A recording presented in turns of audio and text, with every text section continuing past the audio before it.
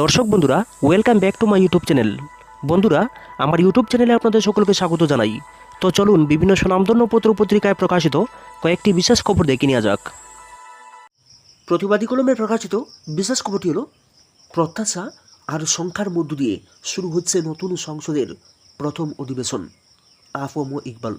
24 June সোমবার 2024 একটি গুরুত্বপূর্ণ দিন। এই দিন শুরু হচ্ছে অষ্টাদশ লোকসভার প্রথম অধিবেশন। বাহ্যত কোনো সংখ্যা আশঙ্কার কিছুই দেখা যাচ্ছে না, তথাপি 26 জুন কিছু একটা অপ্রত্যাশিত ঘটনা না ঘটে যায় তা নিয়ে কেমন যেন শঙ্কার মধ্যে রয়েছে নতুন সরকার। অঘটনের একটি সম্ভাবনা ছিল যদি এনডিএ জোটের দুই বড় শরিক দল তেলুগু দেশম পার্টি অথবা নীতিশ কুমারের জনতা দল ইউনাইটেড স্পিকার পদের দাবিতে অনড় থাকত। জেডিইউ মুখপাত্র স্পিকার পদে বিজেপি প্রার্থীকে সমর্থন করবে বলে ঘোষণা করার পরেও টিডিপি যদি একই পদে নিজের দলের কোনো প্রার্থী ঘোষণা করে আর জেডিইউ যদি সেই প্রার্থীকে সমর্থন করে বসে, তাহলে সরকারের জন্য অবশ্যই তা আশঙ্কার কারণ হয়ে দাঁড়াতে পারে। তবে সব কিছু নির্ভর করছে নীতিশ কুমারের সিদ্ধান্তের উপরে। আশঙ্কার অন্য একটি অ্যাঙ্গেলও রয়েছে। টিডিপি যদি কোনো বৈকল্পিক প্রার্থী ঘোষণা করে আর সেই প্রার্থীর পক্ষে যদি ইন্ডিয়া জোটের শরিক দলগুলো সহ টিডিপি এবং জেডিইউর সকল সদস্য ভোট প্রদান করে, তাহলে এনডিএ মোট 265টি ভোট পেতে পারে। প্রশ্ন হচ্ছে, এমন পরিস্থিতি দেখা দিলে অবস্থা কোথায় যাবে?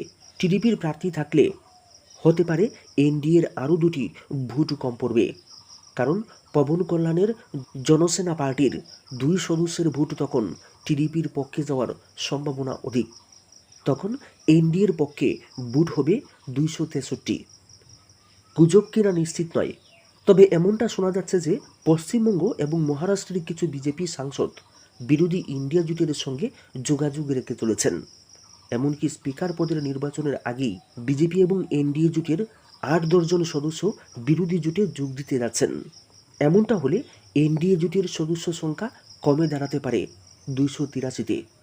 এইসব সংখ্যা আশঙ্কা বিজেপির অভ্যন্তরে রয়েছে, যার পরিপ্রেক্ষিতে বিজেপি কংগ্রেস দলের অষ্টমবারের মতো নির্বাচিত লোকসভা সদস্য কে সুরেশকে উপেক্ষা করে সপ্তমবার নির্বাচিত লোকসভার সদস্য ভর্তৃহরি মাহতাবকে প্রোটেম স্পিকার হিসাবে ঘোষণা করেছে।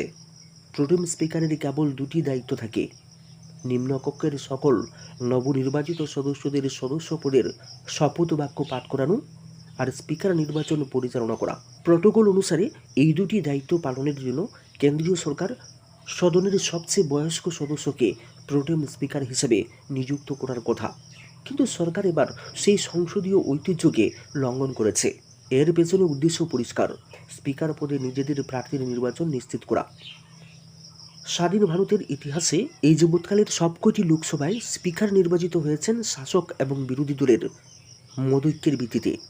প্রথমবারের মতো এবার যদি ঐক্যমত ভেঙে যায় আর বিরোধী দলীয় জোট যদি সংখ্যায় এগিয়ে থাকে, তাহলে প্রোটেম স্পিকারের ভূমিকা এবং দায়বদ্ধতা অনেকটাই বেড়ে যায়। সেই ক্ষেত্রে প্রোটেম স্পিকার ইচ্ছে করলে ভোটাভুটি স্থগিত করে দিয়ে ভয়েস ভোটের মাধ্যমে সরকারের পছন্দের প্রার্থীকে নির্বাচিত করিয়ে দিতে পারেন। এই জন্যই সিনিয়রিটির কনভেনশন উপেক্ষা করে নিজের দলের নেতাকে প্রোটেম স্পিকারের দায়িত্ব অর্পণ করা হয়েছে।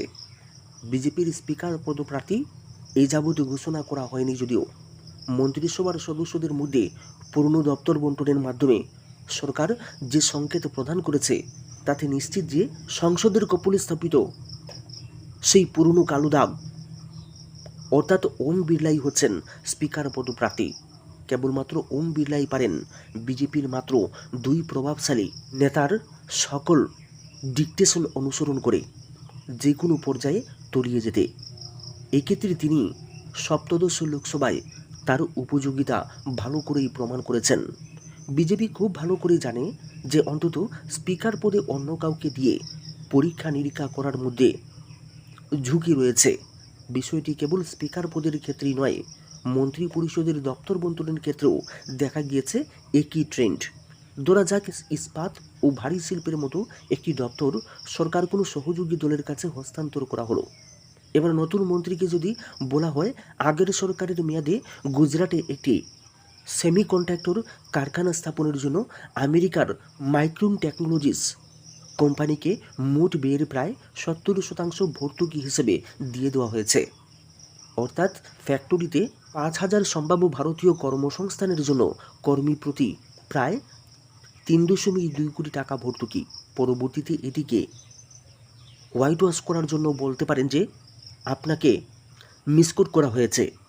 কিন্তু নতুন মন্ত্রী এমন পদে নিযুক্ত হলে তিনি ফাইলে ঘাটাঘাটি করে কিভাবে এমন অযৌক্তিক সাফাই মেনে নেবেন। নরেন্দ্র মোদী 3.0 সরকার গঠিত হয়েছে। সরকারের নেতৃত্বে রয়েছেন আগের 2 টার্মে যিনি প্রধানমন্ত্রী ছিলেন তিনি।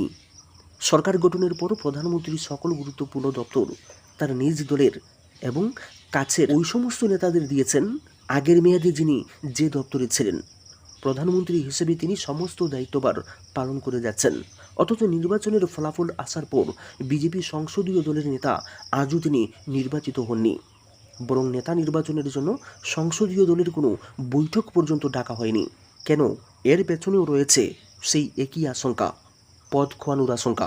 যদি বিজেপি সংসদীয় দলের সভা ডাকা হয়, দলের যে কোনো নবনির্বাচিত সদস্য যদি নরেন্দ্র মোদীর নেতৃত্ব নিয়ে প্রশ্ন উত্থাপন করেন, তাহলে হয়তো নেতা নির্বাচনের জন্য গোপন ব্যালটের মাধ্যমে ভোট প্রক্রিয়া পর্যন্ত বিষয়টি পৌঁছে যেত।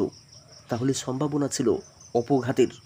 সেই সম্ভাব্য আশঙ্কা থেকে রেহাই পেতে এনডিএর বৈঠকে প্রধানমন্ত্রী পদপ্রার্থী নির্বাচন করা হয়। অথচ 2014 এবং 2019-এও এনডিএর সরকার ছিল, কিন্তু প্রধানমন্ত্রী নির্বাচিত করা হয়েছিল বিজেপির সংসদীয় দলের বৈঠকে। পরবর্তীতে জোট শরিকরা তাদের সমর্থনপত্র মোদিজির হাতে তুলে দিয়েছিলেন, যার ভিত্তিতে তিনি মন্ত্রিসভা গঠন করেছিলেন। এতটা শঙ্কা ও দ্বিধাদ্বন্দ্বের মধ্য দিয়ে চলা একটি দলের সভাপতি জগৎ প্রকাশ নাড্ডা জানি না কোন হিম্মত নিয়ে নির্বাচনের মাঝখানে ঘোষণা করেছিলেন যে বাজপেয়ী আডবাণী পরবর্তী যুগে দল এতটাই শক্তিশালী হয়ে উঠেছে যে এখন আর রাষ্ট্রীয় স্বয়ংসেবক সংঘের সহায়তার আর কোনো প্রয়োজন নেই। অথচ নির্বাচনের পর নবনিযুক্ত সরকারের প্রতি আরএসএস দিশা নির্দেশ তুলে ধরেছে। সেই নির্দেশনা মেনে মোদী শাহ এগিয়ে যেতে বাধ্য হচ্ছেন। তার প্রমাণ পাওয়া গিয়েছে বছরাধিক কাল থেকে হিংসার অনলে দ্বন্দ্ব হয়ে থাকা মণিপুর স্থিতিশীলতা ফিরিয়ে আনতে স্বরাষ্ট্র দপ্তর দিল্লিতে উচ্চস্তরীয় বৈঠক সম্পন্ন করেছে। সপ্তদশ লোকসভায় স্পিকার নিজের অবস্থানের অবমাননা করে কিভাবে সরকারের ইশারায় অনৈতিক কর্মকাণ্ড করে গিয়েছেন দেশবাসী তা প্রত্যক্ষ করেছেন। যখনই কোনো সাংসদকে লোকসভা অথবা রাজ্যসভায় স্পিকার বা চেয়ারম্যান নিযুক্ত করা হয়, তার অবস্থান হয়ে থাকে দলমতের ঊর্ধ্বে। সংশ্লিষ্ট সভায় তার ভূমিকা একজন বিচারকের তুল্য, যে বিচারক প্রতিটি ক্ষেত্রে রায় প্রদান করবেন সংবিধান আচার আদর্শ অনুসরণ করে, নির্দিষ্ট কোনো দলের প্রতি অনুরক্ত হয়ে নয়। কিন্তু ওম বিড়লা গত লোকসভায় এইসব নৈতিকতাকে পুরোপুরি অবজ্ঞা করে একজন দলীয় কর্মী হিসেবে কাজ করে গিয়েছেন। যখন খুশি যে কোনো বিরোধী দলীয় সদস্যকে অথবা সদস্যদের মার্শাল ডেকে হাউস থেকে বের করে দিয়েছেন। সংসদের সকল রেকর্ড ভেঙে 1.5 শতাধিক সাংসদকে একই দিনে বরখাস্ত করে দিয়েছেন। বিতর্কহীনভাবে অনেক গুরুত্বপূর্ণ বিল পাস করিয়ে নিয়েছেন। এক কথায় সংসদের কপলে কলঙ্ক লেপন করেছেন।